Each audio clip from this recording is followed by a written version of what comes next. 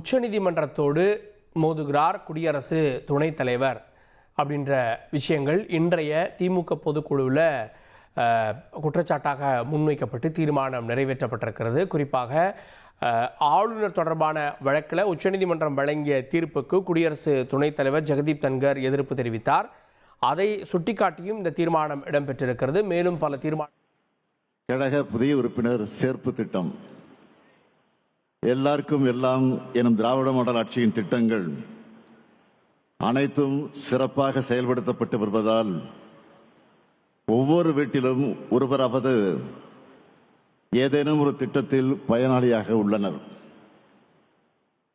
இத்தகைய நலத்திட்டங்களும் மாநிலத்தின் வளர்ச்சியும் தொடர்ந்திடவும் மாநில உரிமைகளுக்கான போராட்டங்களை உறுதியோடு முன்னெடுக்கவும் நமது மண், மொழி, மானம் காத்திடவும் தமிழ்நாட்டின் அனைத்து குடும்பங்களும் ஒரு குடையின் கீழ் ஒன்றாய் இணைந்து வருகின்ற சட்டமன்ற தேர்தலை எதிர்கொள்ள வேண்டியது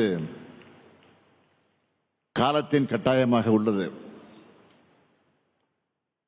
துளியும் சமரசமின்றி நெஞ்சுரத்தோடு தமிழ்நாட்டின் உரிமைகளை காத்திடும் பொருட்டு ஓரணியில் தமிழ்நாடு என உறுப்பினர் சேர்க்கையை கழகம் முன்னெடுக்க வேண்டும் என இப்பொதுக்குழு தீர்மானிக்கிறது.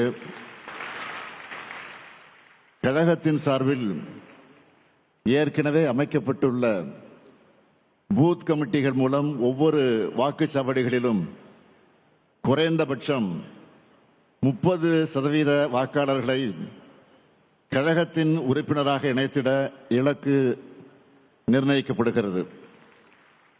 வீடு வீடாக சென்று அரசின் திட்டங்களையும் உரிமை போராட்டங்களையும் எடுத்து கூறி தமிழ்நாட்டின் வாக்காளர்களை ஓரணியில் தமிழ்நாடு என்ற முன்னெடுப்பில் இணைப்பதற்கான செயல்களை மேற்கொண்டு அடுத்து வரும் 2 மாதங்களில் மாவட்ட, பகுதி, நகர, ஒன்றிய, பேரூர், வட்ட, கிளை கழக செயலாளர்கள் தங்களுக்கு நிர்ணயிக்கப்பட்டுள்ள இலக்கினை நிறைவு செய்திட வேண்டும். அனைத்து சார்பு அணிகளின் நிர்வாகிகள் தொடங்கி பாக முகவர்கள் வரை கழகத்தின் அனைத்து உடன்பிறப்புகளும் இதில் முழு மூச்சாக உழைத்திட வேண்டும். புதிய உறுப்பினர் சேர்க்கை பணியை தொகுதி பார்வையாளர்களும் மாவட்ட செயலாளர்களும் முழுமையாக கண்காணித்து வெற்றிகரமாக்கிட வேண்டும் என இப்பொதுக்குழு தீர்மானிக்கிறது. திமுக தலைவர் இந்த பொதுக்குழுவில் நிறைவுரைக்கு முன்பாக சில விஷயங்களை குறிப்பிட்டார். ஒவ்வொரு பூத் கமிட்டியிலும் 30% வாக்காளர்களை திமுகவில் இணைக்க வேண்டும் என்கின்ற முக்கிய விஷயத்தை அவர் வலியுறுத்தினார். அது பற்றிய விவரங்களும் கூட வர இருக்கிறது. ஓரணியில் தமிழ்நாடு அப்படின்னு உறுப்பினர் சேர்க்கையை திமுக முன்னெடுக்க வேண்டும் அப்படின்ற இலக்கையும் கூட நிர்ணயித்திருந்தார். 30% பேரை பூத் கமிட்டியில் இணைக்க வேண்டும் அப்படின்ற அந்த விஷயத்தையும் திமுக தலைவராக அவர் முன்னெடுத்திருக்கிறார். அதனை நாம் கேட்டோம்.